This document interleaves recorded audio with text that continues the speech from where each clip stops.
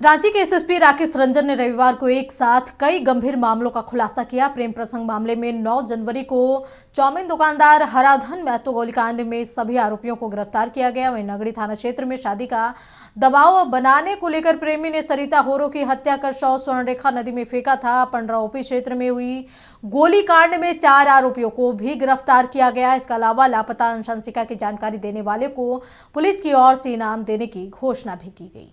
थाना में बेसिकली एक चाउमीन दुकानदार पे गोली चलाई गई थी और गोली चलाकर जो अपराधकर्मी थे वो फरार हो गए थे। ये घटना दिनांक 7 जनवरी की थी।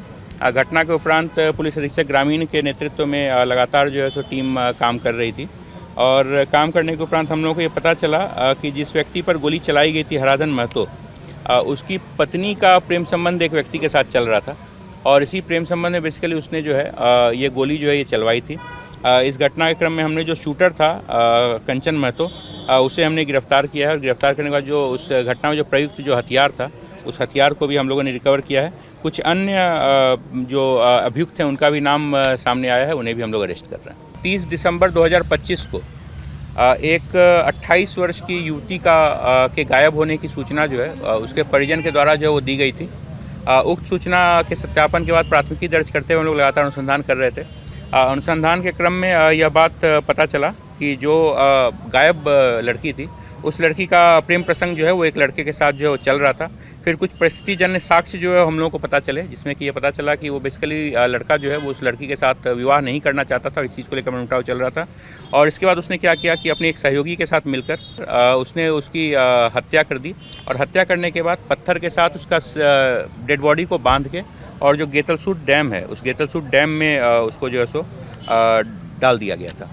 तो आज हम लोगों ने उस लड़की की बॉडी भी जो है वो रिकवर कर ली है और एक्यूज्ड को अरेस्ट करके हम लोग जो है न्यायिक अभिरक्षा में भेज रहे हैं। पुलिस हमेशा अपने कार्य प्रणाली के अनुसार सूचनादाता का नाम कहीं भी उजागर नहीं करती है। जैसा कि आप लोगों को पता होगा कि हमारा जो पैम्पलेट भी छपा था उसमें भी हमने ये बात लिखा था कि जो सूचनादाता है उनकी गोपनीयता हम लोग बरकरार रखेंगे।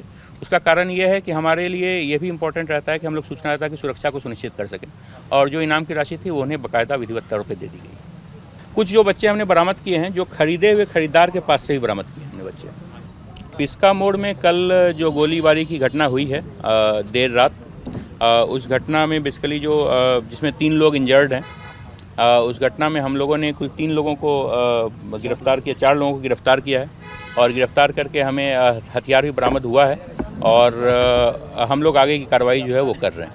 ये इन लोगों का आपस का ज़मीन का एक डील हुआ था, उस डील में पैसे की लेन देन को लेकर इन लोगों का आपस में विवाद था और उसी विवाद को लेकर ये घटना जो है घटी है। पेट्रोलिंग गाड़ी होती है, पेट्रोलिंग गाड़ी नंबर 14 को तुपुदाना ओपी क्षेत्र में दिनांक 15 तारीख को एक लड़की को भटकते हुए देखा गया था और उसके उपरांत सुरक्षार्थ उस लड़की को लाके महिला थाने में रखा गया।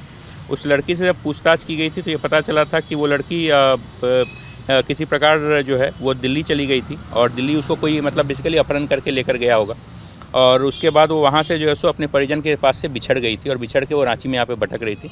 प्रशिक्षु IPS साक्षी के द्वारा छत्तीसगढ़ पुलिस से संपर्क स्थापित करके, वो छत्तीसगढ़ की रहने वाली थी लड़की, स्थापित करके उसके परिजनों को आज हमने जो है सो उस लड़की को सुपुर्द कर दिया है और जो अन्य कानूनी कार्रवाई है वो हम लोग आगे कर रहे हैं।